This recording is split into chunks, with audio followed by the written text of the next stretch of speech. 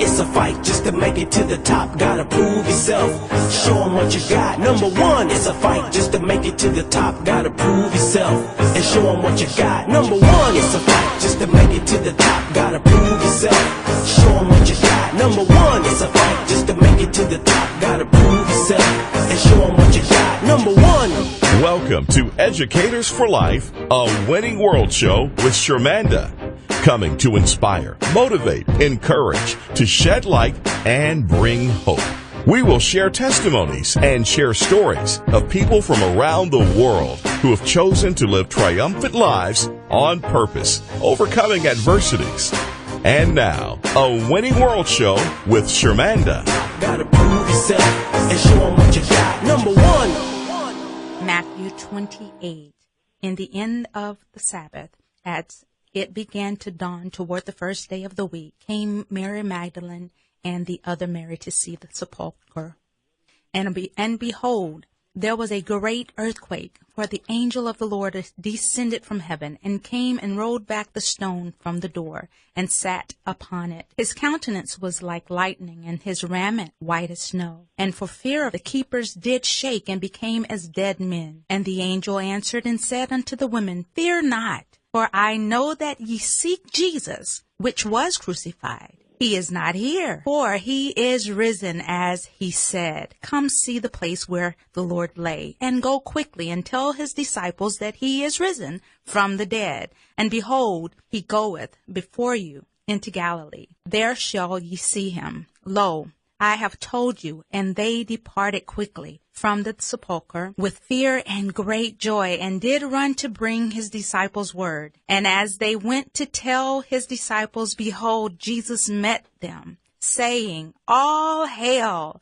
And they came and held him by the feet, and worshipped him. Then said Jesus unto them, Be not afraid. Go tell my brethren that they go into Galilee, and there they shall see me. Our word for this week is the resurrection. Resurrection, the action or fact of resurrecting or being resurrected. The story of the resurrected king, raising from the dead, restoration to life, rising from the dead, return from the dead, the resurrection of Jesus. This is one of the most powerful stories, as this represents the death of the past and the life of the glorious future. How often do we go back to that God has released us from due to doubt, fear, or just the environment of our upbringing that causes us to not know how to fully embrace the truth that Jesus rose with all power in his hands, releasing us from the sins that have held us bound. It may take some time, but oh, how beautiful it is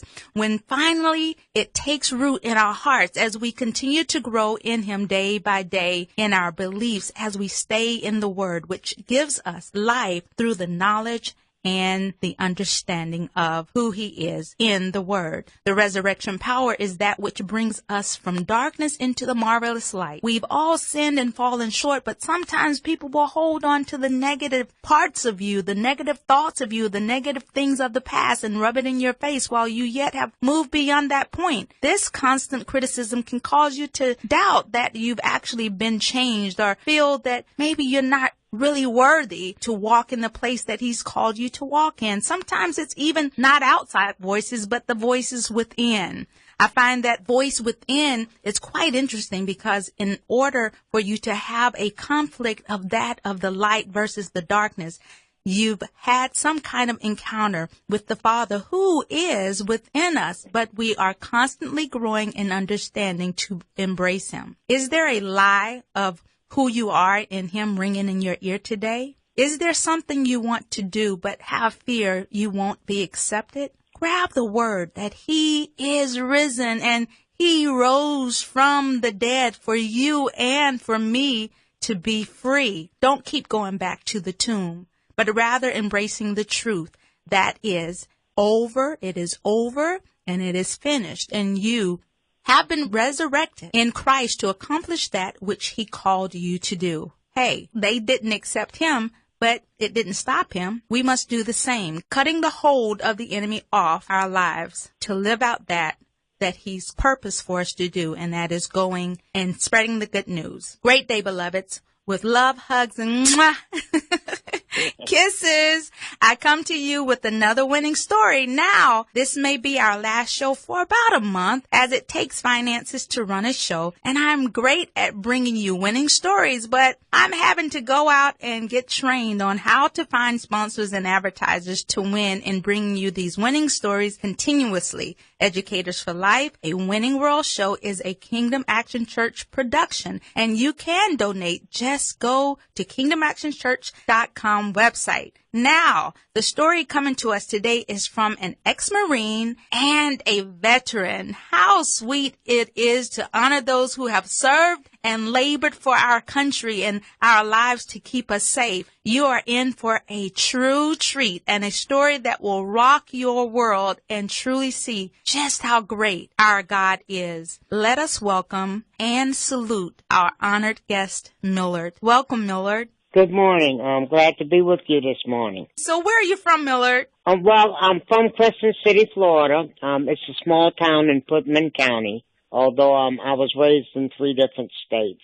Wow. And where do you live now? Right now I live in Jacksonville. Mm-hmm. I came up here after an event of homelessness and addiction and type of things to reunite with my family, because that's where most of my family is at. All of my daughters, grandchildren, are here, very close to me in Jacksonville, with the exception of one daughter who lives up in Philadelphia. But she comes down here quite often. Before we go into the progression of where you are now, can you tell us a little bit about your growing up? Okay, well, like I said, I was born in a small town, Crescent City, Florida, in Putnam County. Came from the average family. Father was called a field worker, like he did oranges, potatoes, seasonal and farm work. Being a child, I can't say I had the greatest of childhood. I came from an abusive family with my father. He used to beat my mother quite frequently. It was nothing for us to come home and see her face, bloody and bruised. Mm. He even cut her in her face with a knife. She was a beautiful woman, and I just think he couldn't handle a woman as beautiful as my mother was. I've seen a lot of things he did to her, as a child coming up. I was never close with my father. As a child, I can't remember him ever showing me love, kindness, or, understanding. Basically, I was named after my grandfather, my father's father. I guess I was his heartstring. And, I did a lot of things with my grandfather. While I was a child, he was the one that, I admired and looked up to, and he gave me my church upbringing. Mm-hmm. He was the head deacon at Jethro First Baptist and superintendent of Sunday school for many years. So he gave me my upbringing spiritually, which is what helped me quite a bit in life. Mm-hmm. And like I said, I was a Southern type small country boy coming up. Then I went to Brooklyn, New York in the 5th grade. My mother finally had to get away from my father. Went from the South to, up in Brooklyn, New York, Bedford Stuyvesant, one of the roughest neighborhoods at that time. And, being a small town country boy, of course, I had to learn quick how to be a little hoodlum, basically what it amounted to. While I was in Brooklyn in the 5th grade to progress along, that's basically, I met the lady that I married and who gave me 4 beautiful children. I met her when I was in the 5th grade. Wow. And I just, one of those very early childhood love affairs that, went on into adulthood. But then my mother passed when I was at a young age, about 15 years old. And here again, I was her brother who lived in California in the suburbs. I had to, I ended up leaving, going out there living with him because I was a little young hoodlum up there in Brooklyn. It was a rough neighborhood, and, you had to be a gang member to survive. Mm. I didn't have a father. I basically kind of grew up, raising myself because my mother was sick. She died of lupus, and she had, coronary heart disease. By the time she left my father, she was pretty much physically beaten down. Like the last couple of years of her life, she spent hospitalized, behind her illnesses. So they sent me to California because I was wild. I was constantly told that from the age of 13 on, I was told that I'd never live to see my next birthday. So they figured with my mother gone, we better get him out of Brooklyn because, no one could really tell me what to do as a young teenager. I went to California to live with my uncle, who was a great influence on me, because for the first time I got to see what a decent black man was supposed to be about, what a family man was supposed to be about things that I'd never had in my life. He showed me love, which I never had in my life, except for my mother as a teenager. And of course, back in the 60s, California to me, it was kind of weird. Coming from the South and during segregation, then growing up in Brooklyn, New York, then to go out into the suburbs like that, it was an entirely new world. But there was issues with that. His wife really didn't care for me too much. It was those things about because I, was from his family. One of those situations. And, basically coming up pretty much most of my life, I always felt like I wasn't wanted. I felt like, nobody really cared that much about me. Although I had a brother and a sister, which eventually in life when I started having my life issues, they kind of took things from me. They kind of betrayed me, I guess. And basically I was disowned. But, as you talk, I see where God had his hand because you said the love of your grandfather who gave you your church upbringing. And then when life happened with your mom, you had another person that would show you how to be a man, how to be a husband, how to be a father. And fast forwarding to, okay, I know you married your 5th grade sweetheart. I know she didn't go to the suburbs with you when you left at 15. So let's move forward to what happened, with you all connecting and uniting back together to, have the family that you've shared with me that I want the audience to learn more about as well. Okay. Well, of course, after I went to California, I kind of came back to Florida. My grandfather, I told him I wanted to come back down there and stay with him. And, of course, my father was there. And then when I went back home, I'm thinking, well, I'm going to finally be back home. Even as a child, regardless of what was going on, a child always, wants to come back home. And, I was rejected by my father, of course, because I was in his way. And I couldn't really handle the segregation system anymore because it was the first year of integration when I came back. So I became a problem for the South because I wasn't into it. So I had to leave and go back to Brooklyn, New York, which I went and stayed with my sister. Then I started school up there in Brooklyn. And, this was after I left high school from California, because I stayed with my uncle on up until I got into high school. My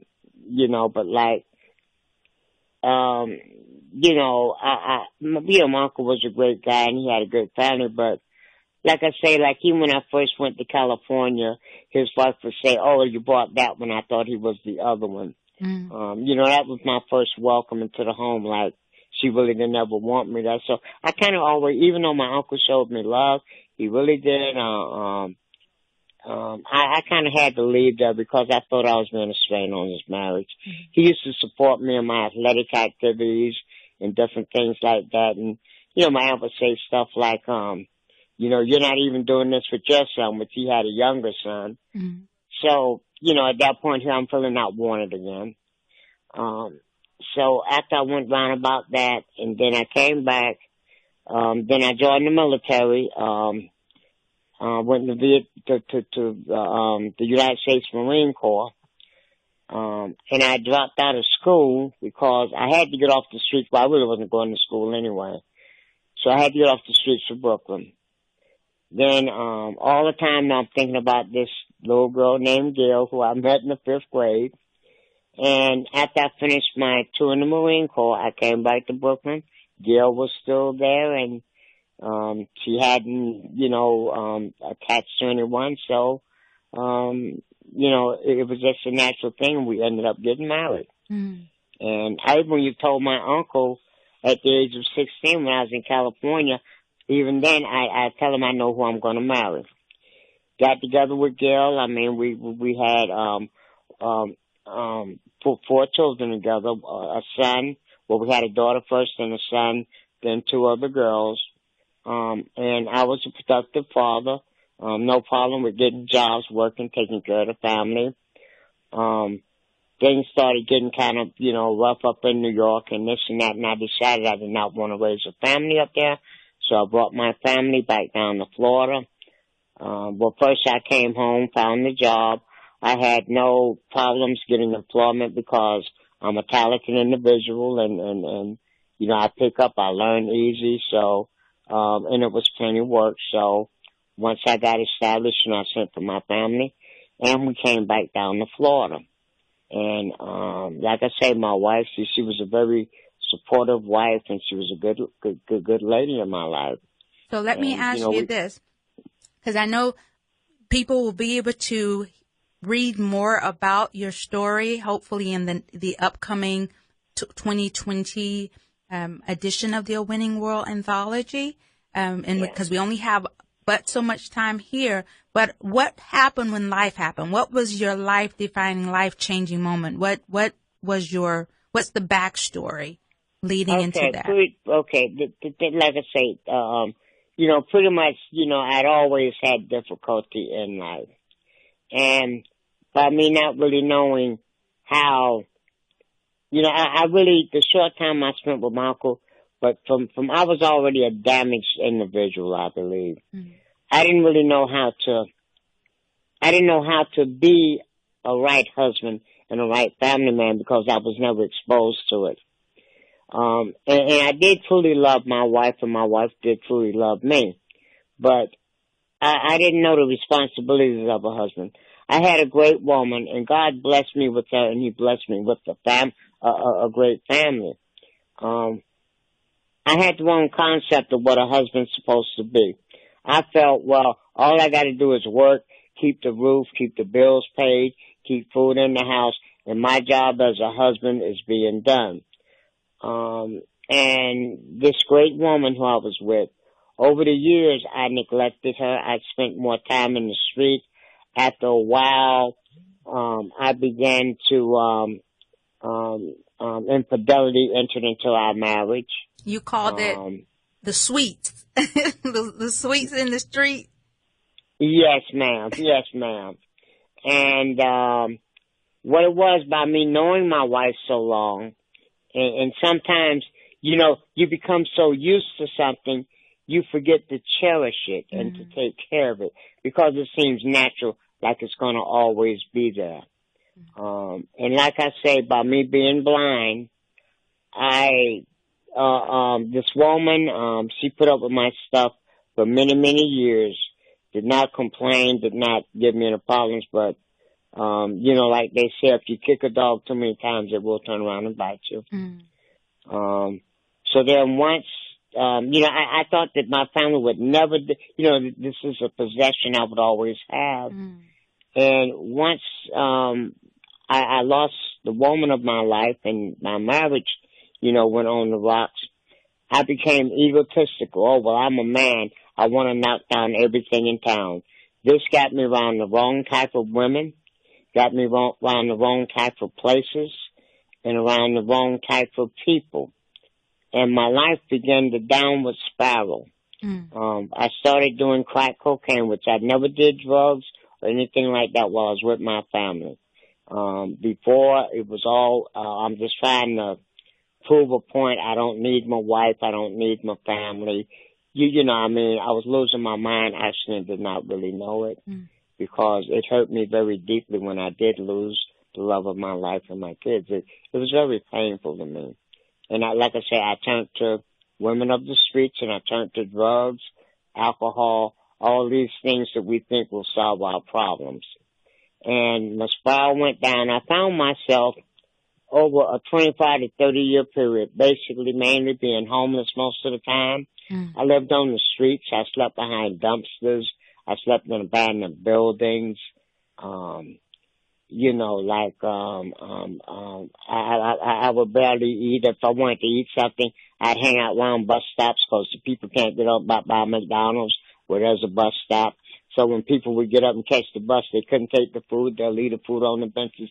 This is how I ate. This is how I survived.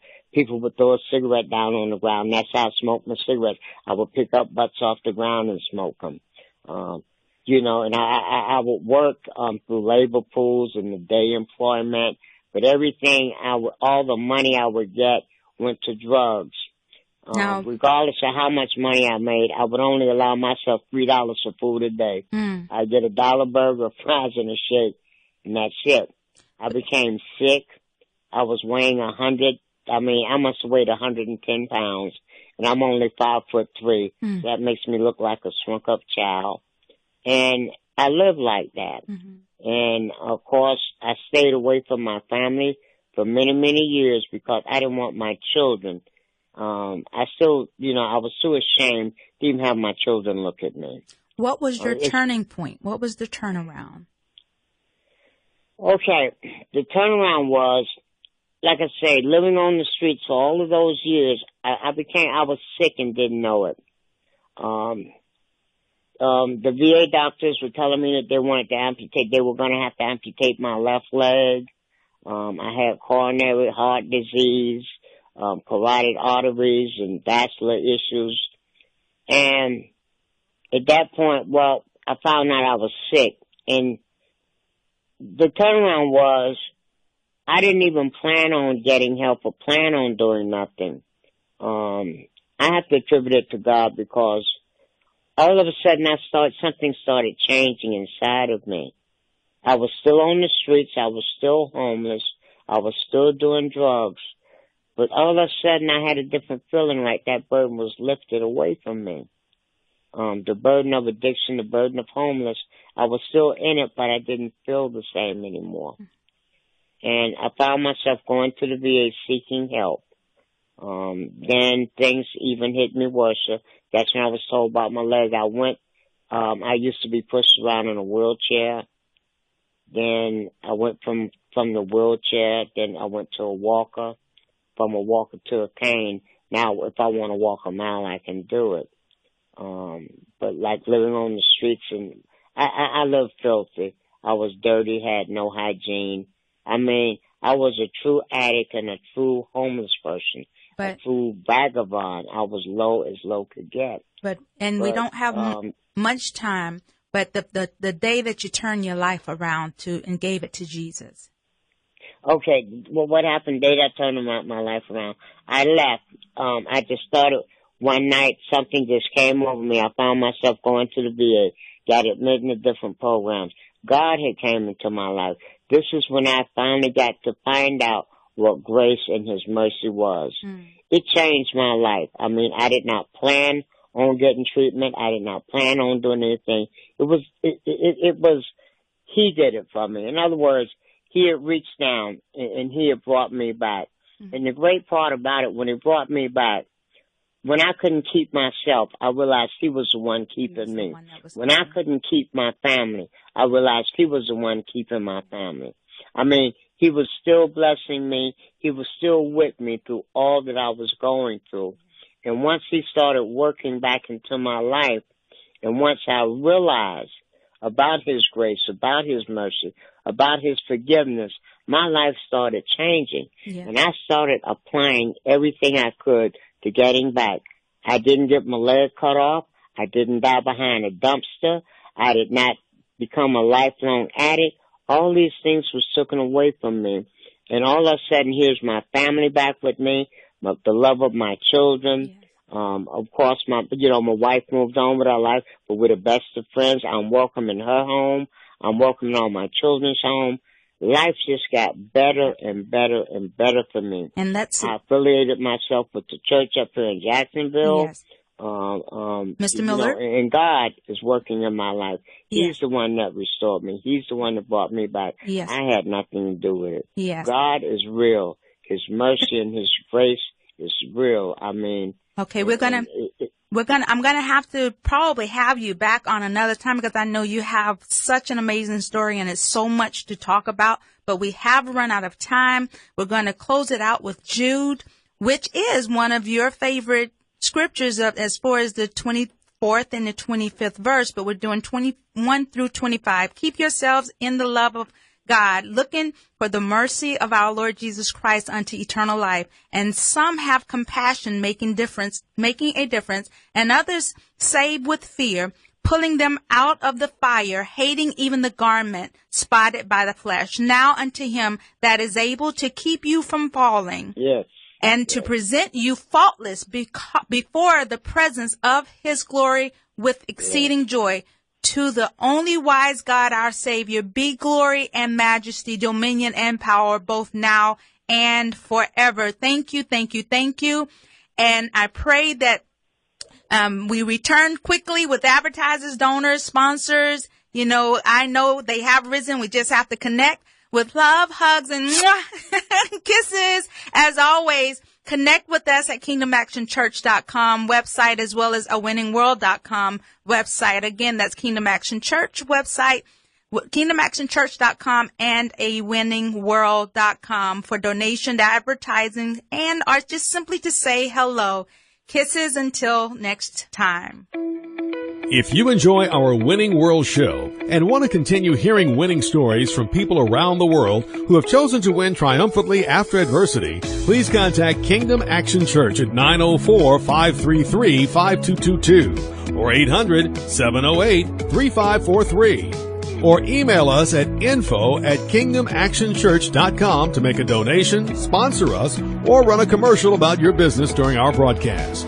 We have our 501c3, and every donation will receive a letter for tax purposes upon request. Again, that's 904-533-5222 or 800-708-3543. Or email us at info@kingdomactionchurch.com to continue hearing A Winning World with Shermanda each week. Thank you for your support. Thanks for joining A Winning World with Shermanda. Do you have a story or testimony and would like to be considered for an interview on the show? Connect on Facebook at A Winning World or Educators for Life, or visit Shermanda.com. Telephone 904-533-5222 or email connect@educators4life.com.